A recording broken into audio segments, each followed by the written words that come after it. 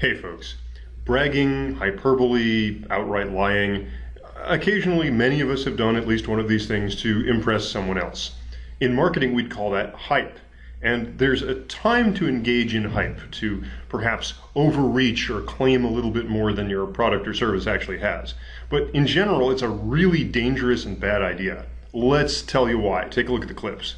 Marketing non-existent product. Non-strategic hype. As an excitable marketer, you hopefully are passionate about that which you're marketing. And if you like pleasing customers, well, if someone says, and your offering would be just perfect if it had X, your inclination is to say, why, of course we have that, because you could have that really soon, probably. You can see how hype can be so tempting. That said, in the immortal words of the great sage of our times, Flava Flav, don't believe the hype. Or, more correctly, don't engage in hype unless you do it deliberately. Hype has a purpose. It slows or stops the purchase process, starting a timer for you to deliver on your promise.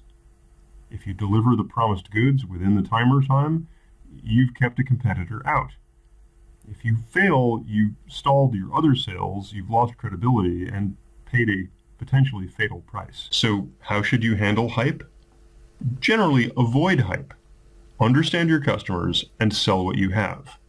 But if you must, understand the timer that hype sets. So again, step one is you must understand your customers.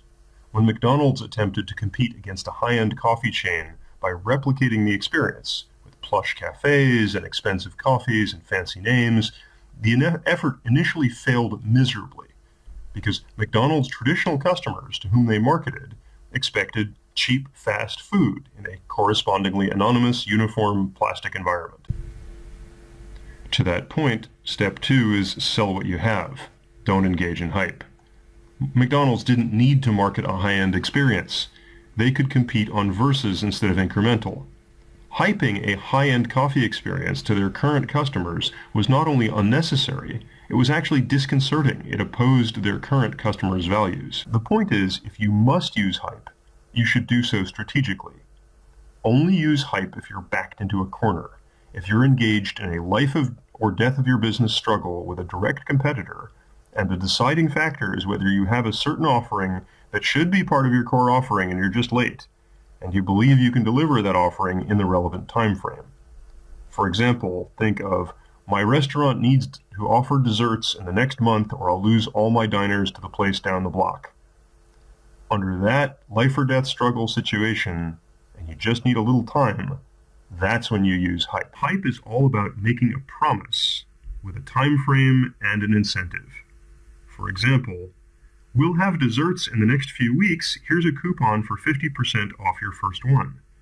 Or alternatively, we'll have desserts in the next few weeks and we've hired a Michelin-rated dessert chef, unlike that place down the street. Just wait till you see what we've got. But then, of course, having hyped, you need to deliver on the promise you made in the time frame you made. Be aware, starting that timer may delay your own sales. For example, the restaurant patron might say, oh, we didn't know you didn't have desserts. Well, we'll come back then in 4 weeks. As been demonstrated by wonderful companies like Osborne Computer Systems, you can kill your business if you promise the hype and then miss the window. So use it strategically. Hey, we're back. So I hope that explains why hype is a really dangerous tool. Again, it's not something you shouldn't use, but use it strategically, because hype sets a timer, and unless you're really sure you're going to meet your deadline before that timer goes off, well, you just went boom and blew up a lot of your good marketing effort. But let's talk about this in class.